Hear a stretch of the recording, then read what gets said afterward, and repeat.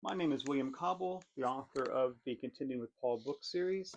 Today I'm reading an excerpt from book one in the series, Contending with Paul, the hidden story behind the writing of Matthew, Mark, and Luke. The excerpt is from chapter 1. As Paul's ambitious missionary journeys continued, his practice would be to stay in a city long enough to establish a church and raise up leaders. He would then move on, communicating with his new converts by letters and emissaries. This practice, however, left his congregations vulnerable to competing missionaries, who came into his churches and, in his absence, proclaimed alternate teachings. When Paul describes such missionary activity in his letters, the competing missionaries are always attempting to impose Torah observance on his young congregations, especially circumcision. This is the occasion for Paul writing Galatians. Such missionaries had found their way to his church in Galatia and were trying to convince his congregation that circumcision was necessary for their salvation. These missionaries made many charges against Paul, some of which can be reconstructed. For instance, Paul's 15-day meeting with Peter and James seems to have been disputed, because right after he writes about this, he adamantly tells his readers, quote, "In what I am writing to you before God, I do not lie." Chapter 1, verse 20. Why would Paul have to swear before God that he is not a liar unless someone has asserted that he is? A similar reconstruction may be made from 4:16, where Paul writes, quote, "I have now become your enemy by telling you the truth." Is this because he knows his congregation has turned against him? It does sound in the letter as if his members have begun submitting to circumcision. This is appalling to Paul, who scolds them with a pun. Quote, "You who want to be justified by the law have cut yourselves off from Christ. You have fallen away from grace." Chapter 5, verse 4. The extent of Paul's anger towards the competing teachers over the circumcision issue is almost startling. Quote, "I wish those who unsettle you would castrate themselves." Chapter 5, verse 12. In 2 Corinthians, a comparable event can be seen unfolding. Paul writes at length in this letter of the competing missionaries who have come into his congregation. He facetiously calls them super apostles and defends himself as not being inferior to them.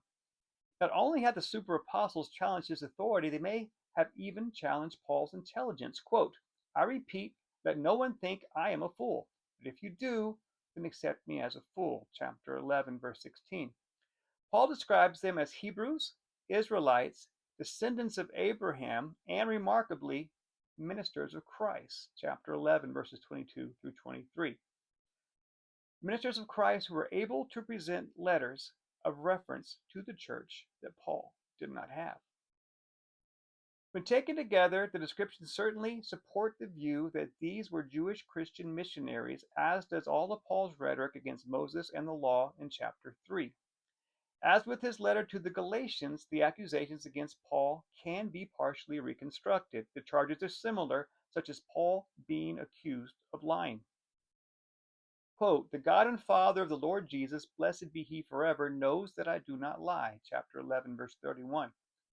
Quote, "Nevertheless, you say, since I was crafty, I took you by deceit." Chapter 12, verse 16.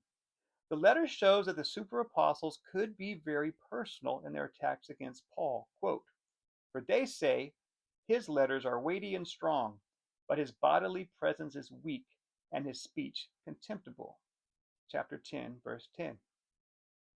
Paul was not above responding in kind. Quote, "For such boasters are false apostles, deceitful workers, disguising themselves as apostles of Christ, and no wonder. Even Satan disguises himself as an angel of light. So it is not strange if his ministers also disguise themselves as ministers of righteousness. Their end will match their deeds." Chapter 11, verses 13 through 15. Within his scolding in 2 Corinthians, there are clues as to what the super apostles had taught. Quote, "For if someone comes and proclaims another Jesus than the one we proclaimed, or if you receive a different spirit from the one you received, or a different gospel from the one you accepted, you submit to it readily enough." Chapter 11, verse 4. It is remarkable that these missionary enterprises were both able to have such success in winning over Paul's congregations and convincing them to question Paul's authority, teachings, and even his veracity. The situations in Antioch, Galatia, and Corinth all leave Paul looking defensive and outnumbered. Though the modern Christian sees Paul's beliefs as normative, these situations show Paul having to fight aggressively for his unique theological interpretations, even against his own churches and co workers. Paul's letters show congregations that are slipping away from his teachings and falling under the spells of new teachers. It is possible that Paul lost his churches in Galatia and Corinth to the efforts of the competing missionaries. He appears to have abandoned the church in Antioch after his issues there, so such speculation is not without precedent. As Paul pushed west in his efforts to found new churches, he may have been losing his older churches at the same time.